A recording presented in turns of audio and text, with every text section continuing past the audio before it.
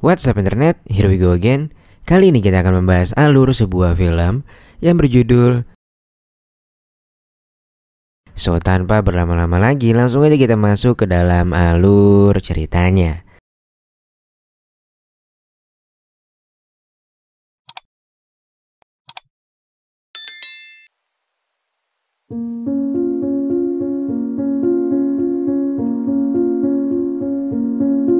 Film dibuka dengan memperlihatkan sekelompok remaja yang sedang menari.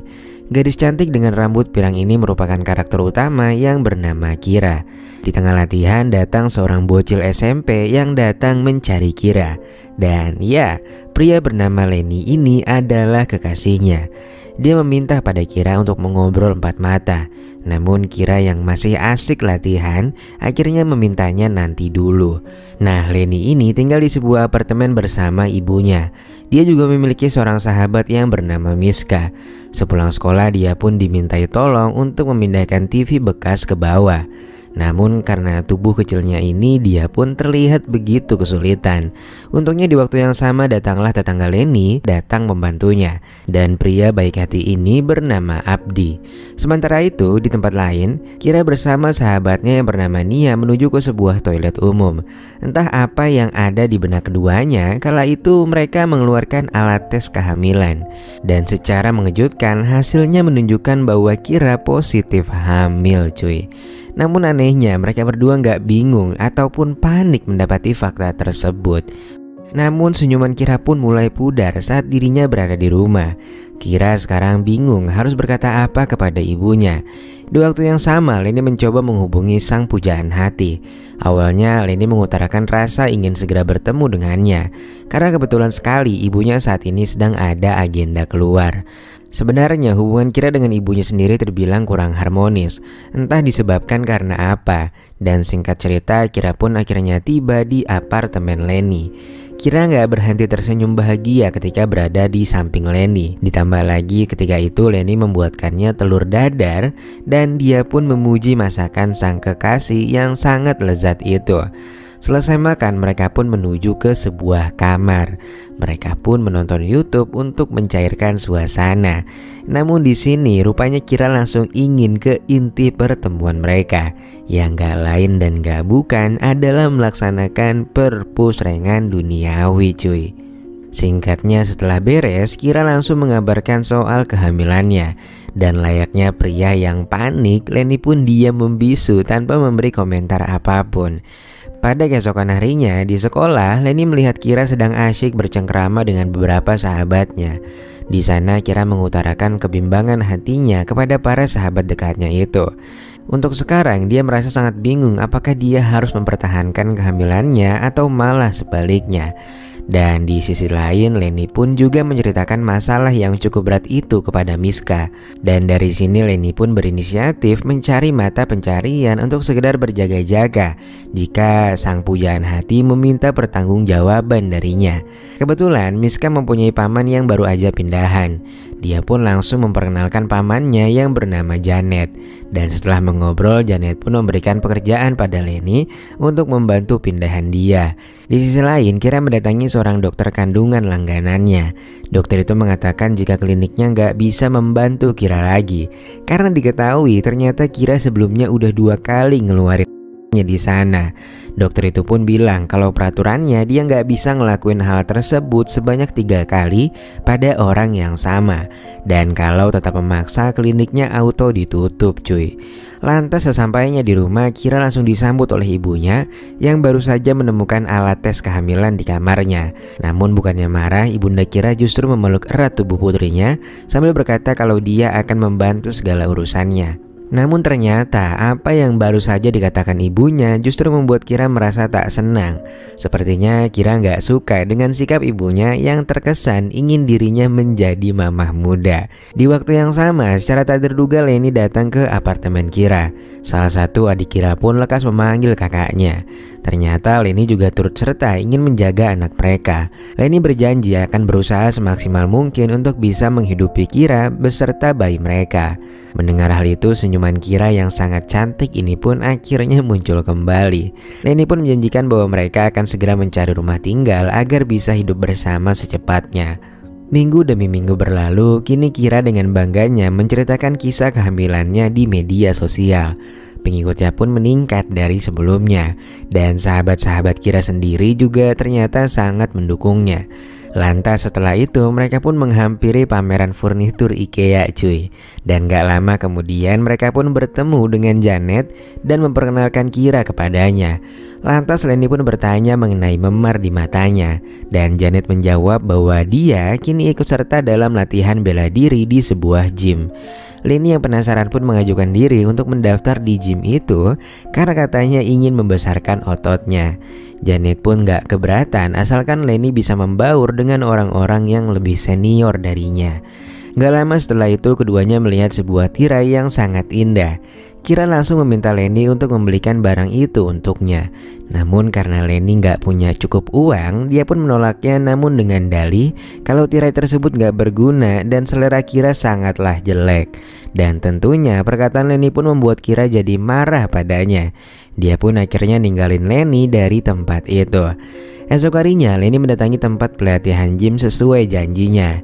Di sana Janet menyambut baik kedatangan Leni dan memperkenalkannya dengan beberapa pelatih di sana. Dan setelah itu Leni pun memulai latihan perdananya. Singkat cerita, setelah dia berlatih, Leni berniat memberikan kejutan kepada Kira yang baru saja pulang dari sekolah. Kejutan tersebut tak lain dan tak bukan adalah tirai yang sebelumnya diinginkan Kira. Mereka kemudian memasang tirai kasur tersebut ke kamar tidur Leni dan lantas menghabiskan waktu di sana. Hari demi hari berlalu, Leni mulai bisa menguasai teknik gulat. Semua orang pun gak menyangka jika Leni yang kecil bisa membanting lawannya itu. Lalu saat semua member gym sedang di dalam sauna, pelatihnya merencanakan sebuah agenda kampanye penolakan dan mengajak semua member gym untuk ikut berpartisipasi. Dan akhirnya sebagai bentuk rasa terima kasihnya, Leni pun bersedia ikut dalam aksi tersebut. Di tempat lain, ibunya Kira menanyakan apakah dia dan Leni sudah mendapatkan kontrakan yang tempo hari diceritakan. Namun lagi-lagi Kira merasa nggak terima karena pertanyaan barusan terdengar seperti upaya mengusir dirinya secara halus. Lantas keesokan harinya Kira terlihat sedang mengemasi barang-barang miliknya. Kira yang semakin tak tahan dengan ocehan ibunya memutuskan untuk tinggal sementara waktu di rumah Leni. Tapi secara mengejutkan ibunda Leni ternyata masih belum tahu tentang kabar kehamilan Kira. Untung saja ibunya Leni baik banget cuy, dan dia pun langsung mengerti masalah mereka. Namun ya pas malam harinya Leni pun diceramahin abis-abisan sama ibunya itu. Pada keesokan harinya, Kira mendampingi Leni pergi ke dinas ketenagakerjaan. Di sana Leni mengisi formulir pencarian tenaga kerja. Dan setelah mengantarkan sang pacar pulang, Leni pun bersama para sahabatnya pergi ke rumah Janet untuk mempersiapkan unjuk rasa mereka. Keesokan harinya, saat Leni menghabiskan waktunya untuk hal-hal yang gak penting bersama para sahabatnya, Kira justru sibuk mencari keranjang bayi bekas. Lantas sesudah mendapatkan apa yang dia inginkan, Kira pun menurunkan keranjang itu berdua oleh si pemilik melewati tangga. Lantas begitu udah turun ke bawah, Kira pun segera menghubungi Leni. Namun nampaknya Leni telah melupakan janjinya untuk menjemput Kira.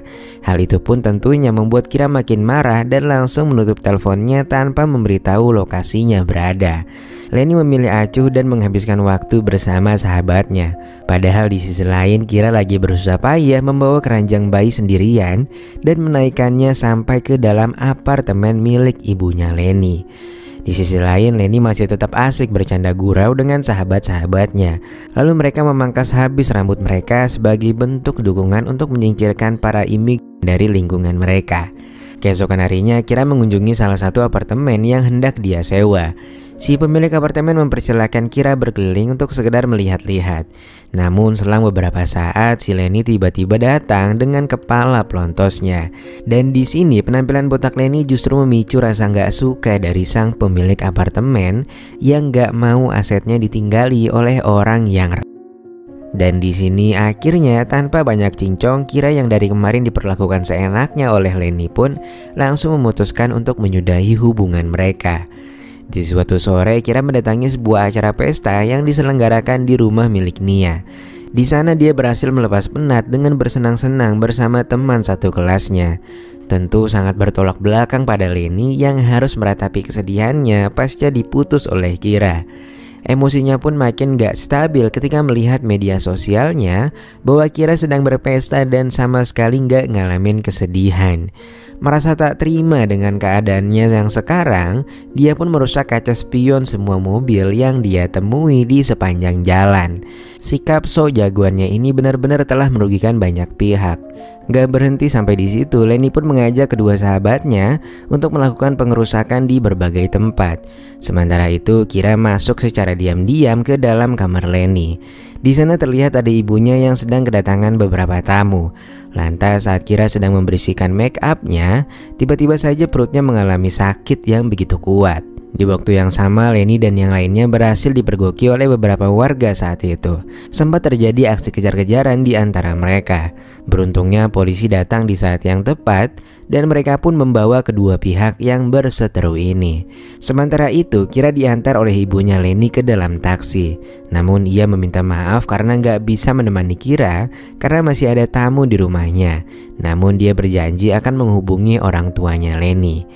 Dan gadis malang itu pun terpaksa berjuang seorang diri menuju ke rumah sakit.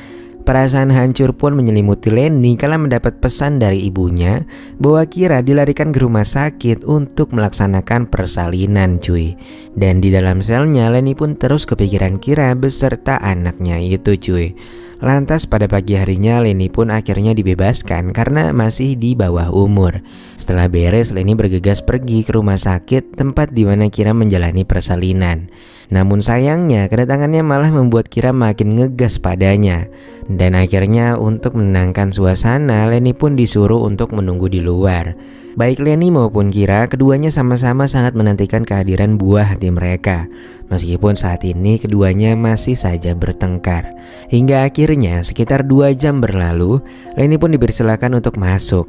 Di sana dia pun disambut senyuman hangat dari Kira dan juga ibunya.